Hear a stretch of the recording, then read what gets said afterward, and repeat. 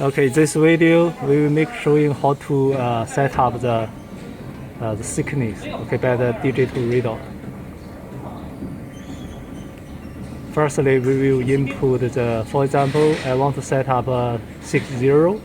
I will input 60 and then press start button. It will be okay.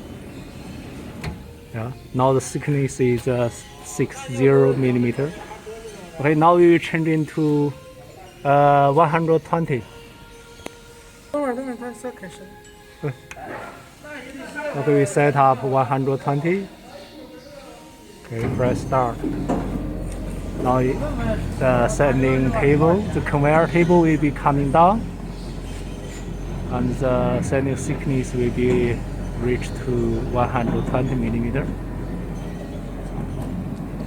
你问问你那个厂里不是还有两家啊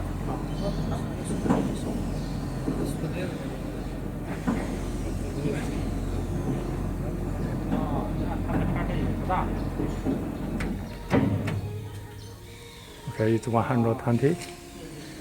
For this machine, the maximum setting thickness is 160 millimeter. Okay. Next step, we will show how to calibrate the readout.